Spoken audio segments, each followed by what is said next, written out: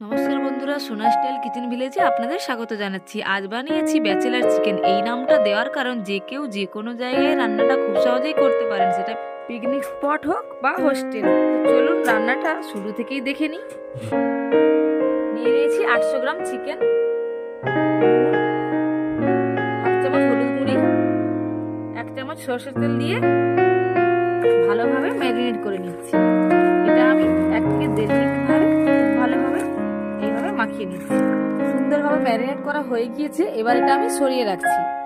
এদিকে দুটো মাঝারি সাইজের আলু নিয়েছি, এরকম ছোট ছোট সাইজ করে কেটে নিয়েছি।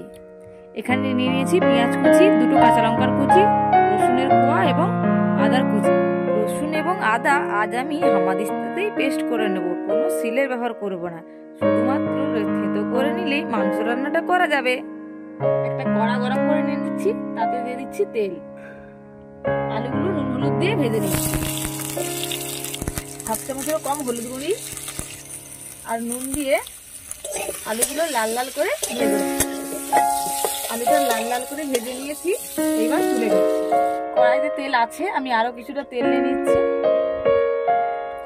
গোটা গরম মশলা হিসেবে নিয়েছি দুটো এলাচ, দারচিনি, জায়ত্রী, একটা শুকনো লঙ্কা এবং লবঙ্গ। এলাচটা ফাটিয়ে নিয়েছি, তেলের মধ্যে দিয়ে দিচ্ছি। কেটে রাখা পেঁয়াজ কুচিগুলো দিয়ে দিচ্ছি।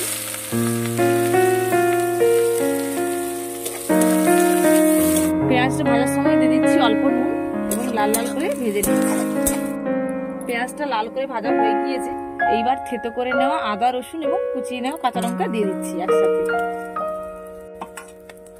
এবং মিডিয়াম তাপে হালকা হালকা করে ভেজে নিচ্ছি। আপনারা মশলাটা দেখেই নিশ্চয়ই বুঝতে পারছেন আমি খুবই অল্প তেলে রান্না করছি। আমি এখানে রিফাইন তেলে রান্না করছি, আপনারা যদি চান তো সরষে তেলেও রান্নাটা করতে পারেন। এটা থেতো করা মশলা, তাই খুব ভালোভাবে ভেজে নেওয়ার জন্য আমাকে 3 থেকে 4 মিনিট ভেজে নিতে হবে। এবং অবশ্যই একটা জিনিস খেয়াল রাখবেন, কড়াইয়ের তাপটা যেন খুবই হালকা হয়।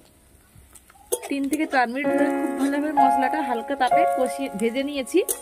এইবার দিয়ে দিচ্ছি হাফ চামচ জিরের গুঁড়ো, হাফ চামচ ধনের গুঁড়ো, হাফ চামচ কাশ্মীরি লঙ্কার গুঁড়ো, 1 চামচ হলুদ গুঁড়ো আর দিয়ে দিচ্ছি 1 চামচ লঙ্কার গুঁড়ো।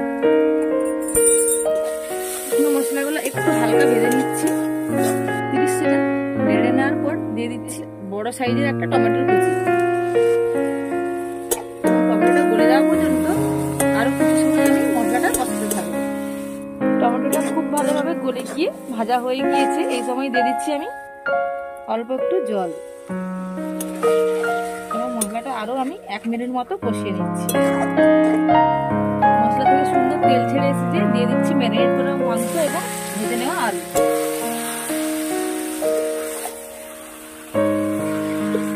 সবকিছুকে খুব ভালোভাবে প্রথমে মিশিয়ে নিচ্ছি।